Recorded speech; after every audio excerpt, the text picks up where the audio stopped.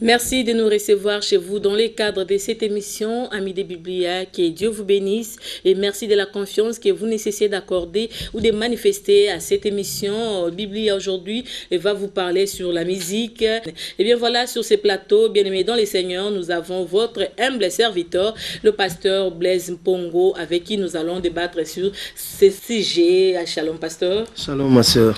Oui, nous parlons sur la différence existe entre la musique chrétienne et la musique dite mondaine. Si vous pouvez d'abord nous donner la définition du mot musique. Ma définition ne sera pas une définition vraiment approfondie parce que je ne suis pas spécialiste de la musique, mais c'est juste une définition que nous avons tous appris à l'école, ainsi de suite.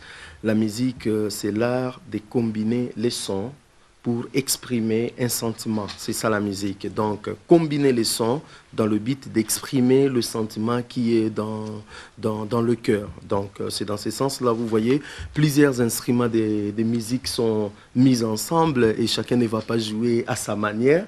Donc, ils vont chercher à s'accorder pour produire un son qui sera agréable, un son qui va exprimer un message, un sentiment, quelque chose qui est dans le cœur. En fait, c'est ça la définition de la musique. Voilà. Pourquoi parle-t-on de la musique chrétienne et la musique païenne dite musique mondaine? Parce que dans ce monde, nous n'avons que deux camps.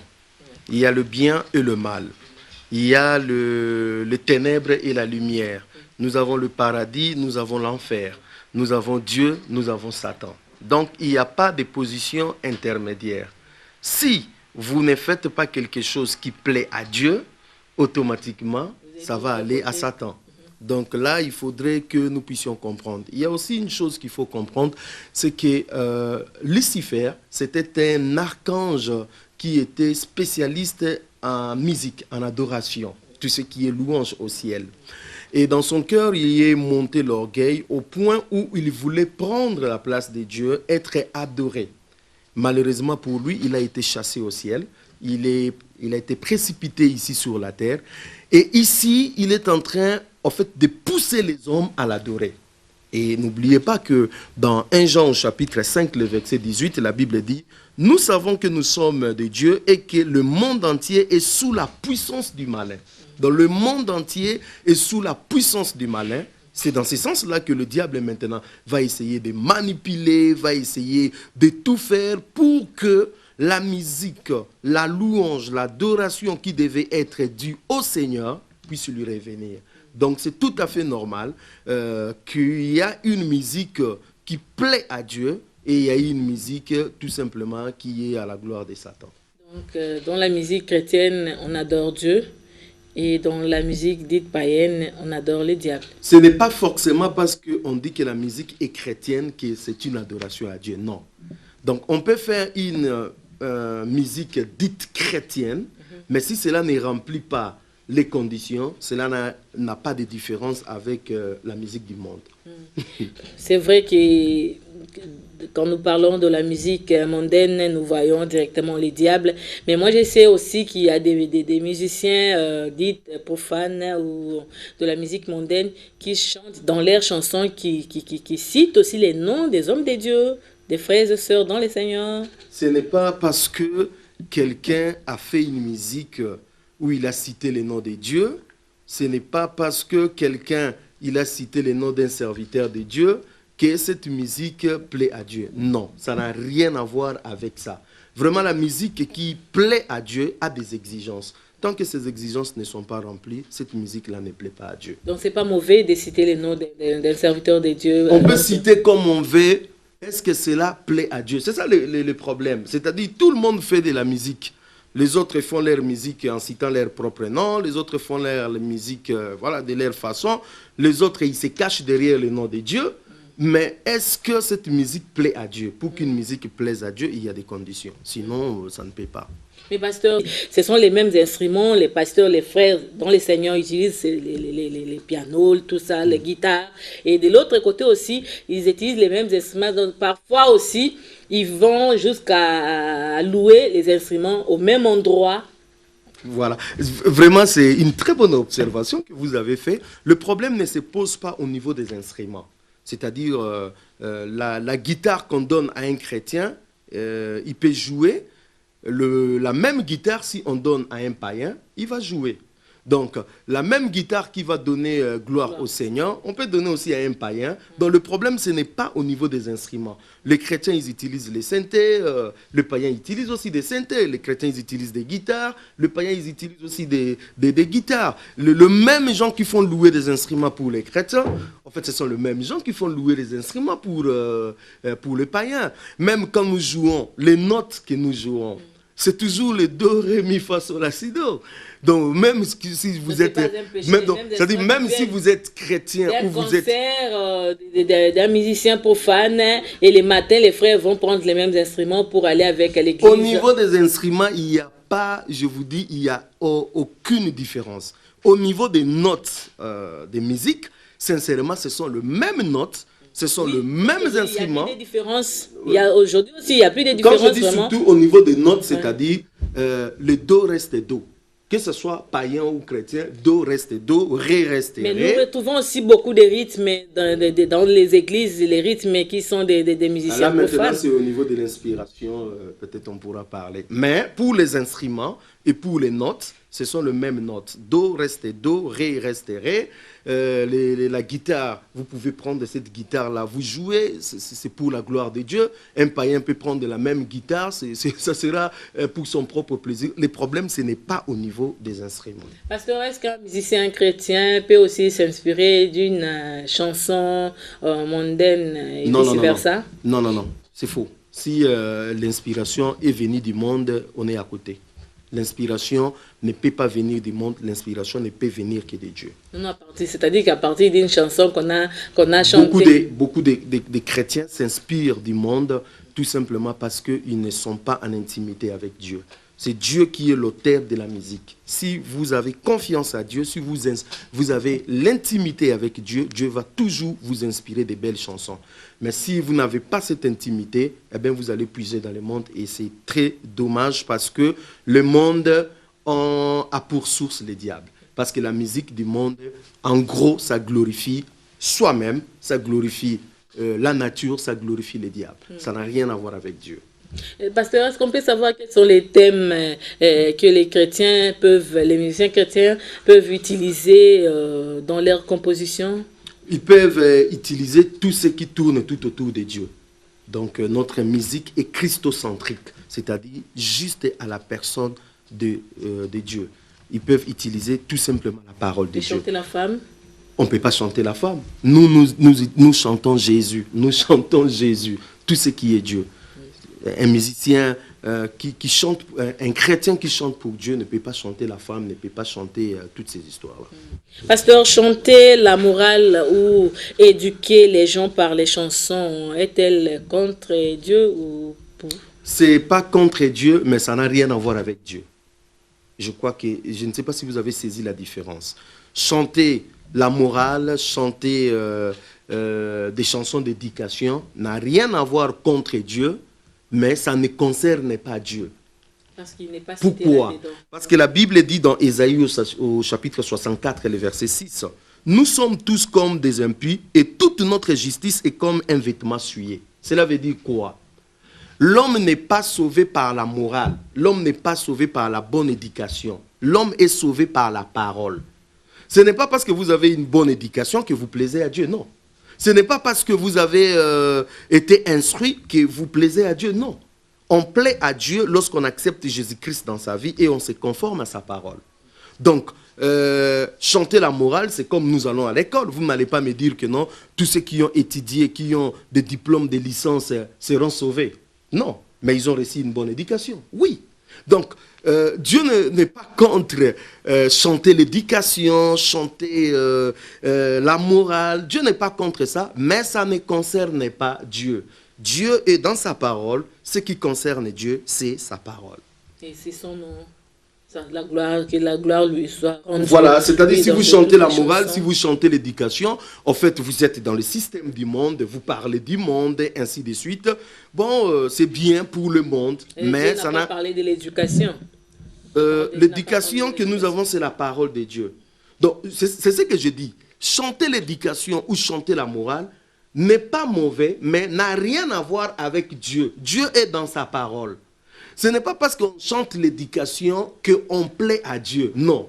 On plaît à Dieu lorsqu'on a rempli les conditions. Si on n'a pas rempli les conditions, oui, c'est bien que vous avez chanté la morale, l'éducation, mais la morale et l'éducation n'amènent pas quelqu'un à Dieu. Ce qui amène quelqu'un à Dieu, c'est sa parole, c'est son Fils Jésus-Christ. Mais dans la Bible aussi, pasteur, il est dit quelque part aussi que enfants, obéissez à vos parents. Mari, honorez vos femmes. Et moi, je pense que ça, c'est de la morale. Oui, il y a pas... Mais la Bible a fait allusion à ça. Donc, un musicien chrétien peut également parler aussi, chanter de la morale aussi pour faire revenir les gens à la raison. La morale dont nous parlons, c'est-à-dire ce qui est en dehors de la parole de Dieu. Vous comprenez? Je donne un exemple. Si on dit aux gens, abstenez-vous parce que si vous allez comme ça, vous allez attraper le sida. C'est une bonne chose pour la société, n'est-ce pas? On est en train d'éduquer la masse. Mais qu'est-ce qu'il y a à voir avec Dieu? Ça n'a rien à voir avec Dieu. C'est ça ce que je suis en train de dire. La morale, c'est bien pour la société, mais pour Dieu, ça n'a rien à voir. Dieu, c'est la parole. Donc, nos chansons que nous disons, oui, il est bien parce qu'il chante la morale. Oui, non. On n'est pas bien devant Dieu parce qu'on a chanté la morale. On est bien devant Dieu lorsqu'on est en accord avec sa parole. Voilà. Pasteur, puisque nous avons parlé des thèmes, nous avons aussi parlé des instruments, à quoi donc se distinguent ces deux sortes de musique, chrétienne et puis profane? Voilà, toute cette émission, j'attendais cette question, que vous puissiez arriver à me poser la question, d'où vient la différence finalement entre ces deux sortes de musique? Je vais vous donner quelques 4 ou 5 points par rapport à l'inspiration que j'aurai. Le premier point, si vous voulez que la musique que vous faites puisse plaire à Dieu, la première condition, c'est que vous-même, la personne qui fait cette musique, vous devez vous offrir à Dieu comme une offrande. Je ne parle pas de votre musique comme une offrande à Dieu, mais je parle de vous-même comme une offrande. Dans Romains au chapitre 12, le verset 1, écoute ce que la Bible dit. « Je vous exhorte donc, frères, par les compassions de Dieu, à offrir vos corps comme un sacrifice vivant, saint, agréable, à Dieu, ce qui sera de votre part un culte raisonnable. Ne vous conformez pas au siècle présent. » Donc, Paul est en train de dire, je vous exhorte vous-même, chrétiens, vous qui voulez chanter pour Dieu. Ce n'est pas la guitare qui est une offrande, ce n'est pas votre chanson qui est une offrande. L'offrande, c'est d'abord vous-même la personne, vous devez vous offrir totalement à Dieu. C'est-à-dire votre vie doit être sous le contrôle de Dieu. C'est seulement lorsque votre vie est une offrande à Dieu, ce que vous allez faire maintenant va plaire à Dieu. N'oubliez pas, Abel et Caïn, tous ils ont fait monter des offrandes à Dieu. Mais la Bible dit, Dieu a agréé l'offrande d'Abel et il a refusé l'offrande de Caïn. Pourquoi? Parce que le cœur de Caïn était mauvais. Tout de suite après, Caïn a tué son frère. Son cœur était mauvais. C'est-à-dire, Dieu n'agrée pas d'abord l'offrande que nous lui donnons. Dieu agrée d'abord nos cœurs. Donc, tant que nos cœurs n'est pas bons, nos cœurs ne sont pas soumis à Dieu, même si nous chantons matin, midi, soir, cette offrande qui est la musique ne plaira pas à Dieu. Dieu dit dans Amos, au chapitre 5, le verset 23, il dit, « Éloigne de moi le bruit de tes cantiques. Je n'écoute pas le son de tes lieds. » Dieu dit, hein, « Éloigne de moi le bruit de tes cantiques. » Il appelle la musique. Comment nous avons défini la musique? Nous avons défini la musique comme l'art de combiner les sons. C'est-à-dire, on met le professionnalisme dedans, on met tout notre talent. Mais lorsque ça monte à Dieu, Dieu dit, éloignez de vous cette musique, ça ne me plaît pas. Pourquoi? Parce que le cœur qui fait monter cette musique n'est pas soumis à Dieu. Donc pour quelqu'un qui veut faire la musique qui plaît à Dieu, la première condition, ce n'est pas chanter Jésus-Christ. Ce n'est pas, je ne sais pas moi, utiliser le nom de Dieu. La première condition, c'est d'abord lui-même s'offrir à Dieu. Comment doit-on s'offrir à Dieu? D'abord, il faut accepter le Seigneur Jésus-Christ comme son Seigneur et son Sauveur. son sauveur, et puis vivre une vie d'intimité avec Dieu, une vie de crainte de Dieu, une vie d'amour pour Dieu, une vie de prière, une vie qui est conforme à la parole. C'est ça, s'offrir à Dieu. Je sais que ce n'est pas facile, c'est un combat de chaque jour, mais nous devons vivre cela, et en cela, Dieu prendra plaisir à notre âme. Donc ça, c'est le premier point. Le deuxième point, condition, oui. Il faut que la musique ait pour centre d'intérêt Dieu. Pas l'homme, pas la femme, pas la nature. Dieu doit être le centre, pas le business. La plupart des musiques que nous voyons aujourd'hui, le centre d'intérêt, c'est les affaires. Hein? Je vais faire un album et puis voilà, je vais demander l'argent, je vais voyager à gauche, à droite, je vais faire la publicité de cet album, je vais faire ceci, cela. Le centre d'intérêt, ce n'est pas Dieu. La musique que nous faisons doit avoir pour centre d'intérêt Dieu. On ne doit pas faire cette musique pour de l'argent. On ne doit pas faire cette musique pour se faire connaître. On ne doit pas faire cette musique pour montrer je ne sais pas moi quoi. Le centre doit être Dieu, c'est-à-dire ces musiciens-là, c'est un instrument juste que le Seigneur est en train de passer pour en fait, la louange. C'est un serviteur inutile pour évangéliser. Il n'est pas une star comme nous avons aujourd'hui des musiciens qui se disent chrétiens mais qui sont des stars. Non. Si le centre n'est pas Dieu. Vous voyez des musiques. Depuis la première chanson. Au fur et à mesure que vous chantez pour Dieu, bien sûr, et que les gens vous voient comme ça, vous devenez de plus en plus star, pasteur. C'est en chantant. C'est un piège. C'est un piège. Ce n'est pas seulement pour le musicien, même pour le pasteur.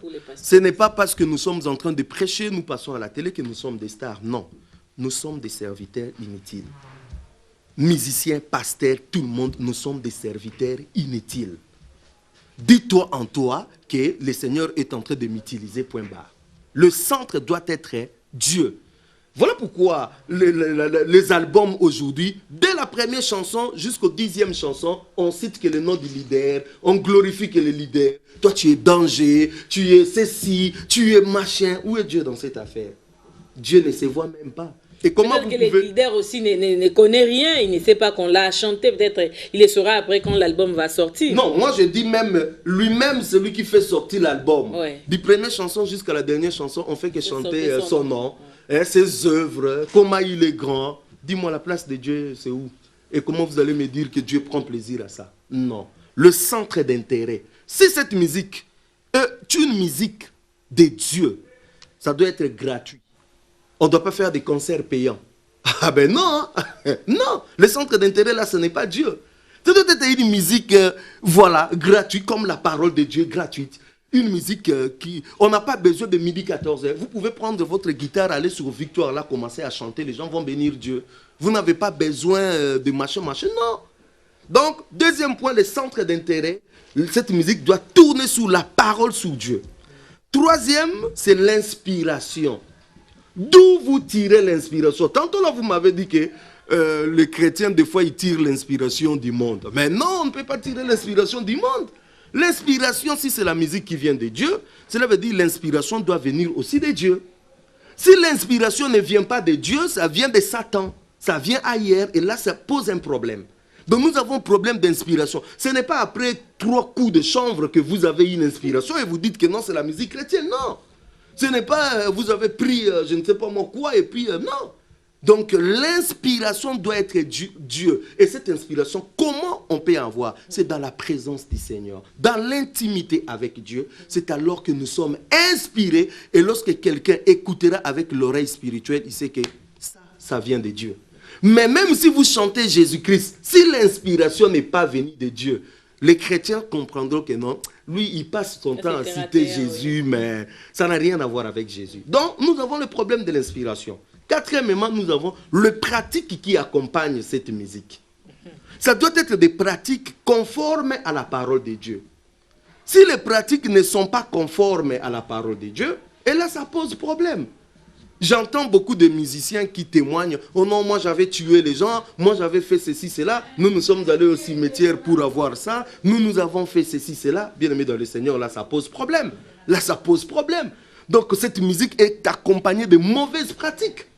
J'ai suivi beaucoup de chansons, même des grandes stars de ces mondes, qui disent clairement que j'ai vendu mon âme à Satan. Dis-moi, quelqu'un qui dit qu'il a vendu son âme à Satan, cette musique-là va-t-elle plaire à Dieu? Non. Vous voyez que les pratiques qui accompagnent cette musique-là, ce sont des pratiques démoniaques. Les femmes qui dansent à Bemini. Hein? Ça, c'est pour la musique profane et pour la musique chrétienne. Pour moi, il n'y a qu'une musique qui plaît à Dieu et une musique du monde. C'est-à-dire, ça peut être une musique que vous appelez chrétien, mais en réalité, ça n'a rien, ça n'a rien de chrétien. Donc, il faut que nous puissions comprendre ça. La musique ne plaît pas à Dieu parce qu'on a chanté le nom de Jésus. La musique plaît à Dieu si la personne qui chante lui-même est une offrande à Dieu, si le centre d'intérêt, c'est Dieu, si l'inspiration est venue de Dieu, et si les pratiques qui accompagnent cette musique justement, sont conformes à la parole. C'est quoi ces pratiques? Par exemple, je suis en train de vous dire, vous faites un concert et vous dites aux gens que non, nous allons, comment on dit, nous allons payer l'argent. Depuis quand on paye de l'argent pour louer le Seigneur? Donc là, ça ne peut pas marcher. Dans de telles histoires, la forme, vous voyez, de gens qui dansent à Bemini, de ceci, cela, tout ça, en fait, ça montre clairement que non, ça n'a rien à voir avec Dieu. Pasteur, une dernière question. Quelle doit être l'attitude des chrétiens par rapport à la musique? Quelle doit être l'attitude des chrétiens par rapport à la musique? Ça doit être Éphésiens au chapitre 5, le verset 19. La Bible dit, « Entretenez-vous par des psaumes, par des hymnes et par des cantiques spirituels, chantant et célébrant de tout votre cœur le louange du Seigneur. » Donc, notre musique en tant que chrétiens, notre musique que nous devons utiliser, ça doit être des psaumes, ça doit être des hymnes, ça doit être des cantiques spirituels. Je dis bien spirituels, pas d'exhibition, pas de cantiques, non, spirituels. Pourquoi? Ces cantiques-là ont pour but de célébrer les louanges de notre Seigneur et Sauveur Jésus-Christ. Si vous chantez des cantiques qui ne célèbrent pas les louanges de Dieu, qui n'ont pas pour centre Jésus-Christ, qui n'est pas des cantiques spirituels, vous passez tout simplement à côté. Nous, chrétiens, notre musique reste spirituelle, une musique à la gloire qui célèbre le nom de notre Seigneur et Sauveur Jésus-Christ. Voilà, merci beaucoup, pasteur. Bien voilà, amis des Biblia, nous sommes arrivés à la fin de cette émission. Aujourd'hui, nous avons parlé sur la différence qui existe entre la musique chrétienne et la musique dite du monde. Si vous avez peut-être des remarques ou des suggestions, vous pouvez nous appeler au numéro qui est affiché au bas de vos postes téléviseurs. Merci et que Dieu vous bénisse. Au revoir.